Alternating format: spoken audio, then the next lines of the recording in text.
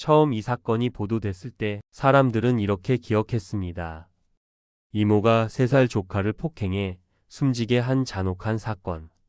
하지만 수사가 진행되자 이 사건의 충격적인 진실이 나타났습니다.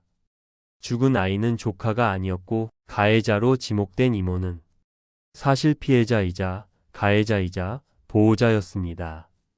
오늘 이야기할 사건은 단순한 아동학대가 아닙니다.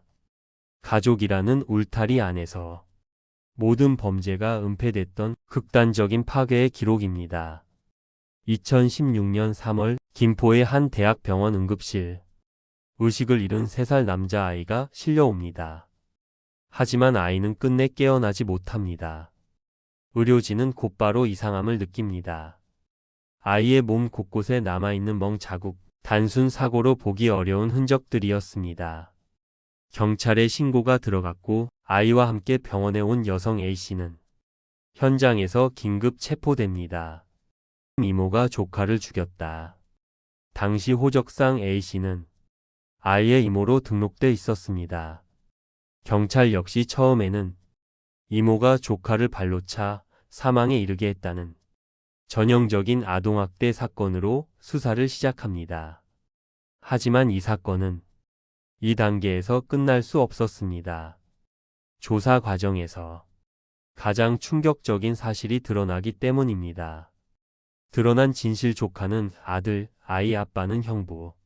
숨진 아이는 조카가 아니었습니다. A씨가 직접 낳은 친아들이었습니다. 그리고 그 아이의 친부는 다름 아닌 형부였습니다. 수사 결과 A씨는 지적장애가 있는 상태에서 고등학생이던 19세 때부터 형부에게 반복적으로 성폭행을 당해왔던 것으로 드러납니다. 형부는 투병 중인 아내를 대신해 집안 살림과 육아를 맡고 있던 처제를 위협과 지배로 통제했습니다. 임신, 낙태, 출산은 반복됐고 A씨가 낳은 3명의 아이는 모두 형부 부부의 호적에 올라 조카라는 이름으로 숨겨졌습니다. 이 집 안에서 가해자 형부는 가장이었고 피해자 처제는 의존적인 가족 구성원이었으며 범죄는 가족 문제로 포장됐습니다.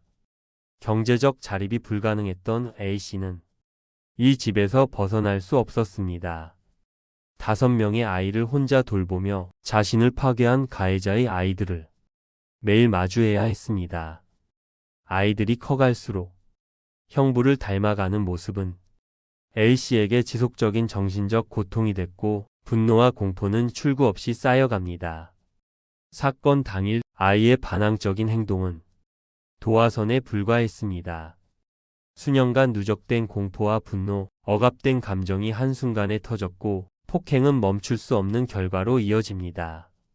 이 아이의 죽음은 한 사람의 순간적 선택이 아니라 방치된 범죄 구조가 만든 결말이었습니다. 법원은 이 사건의 특수성을 인정해 친모이자 지적장애자이자 가해자 겸 피해자인 A씨에게 징역 4년을 선고합니다. 이는 살인죄 기준에서 사실상 최저 수준의 형량입니다. 반면 성폭력 가해자인 형부에게는 징역 8년 6개월이 선고됩니다. 하지만 이 숫자들이 이 비극의 무게를 설명해 주지는 못합니다. 이 사건은 묻습니다. 왜 피해자는 보호받지 못했는가? 왜 가해자는 가족이라는 이유로 오랜 시간 처벌받지 않았는가?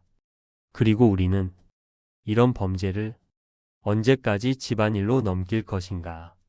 이 사건은 끝났지만 같은 구조는 지금도 어딘가에서 반복되고 있을지 모릅니다.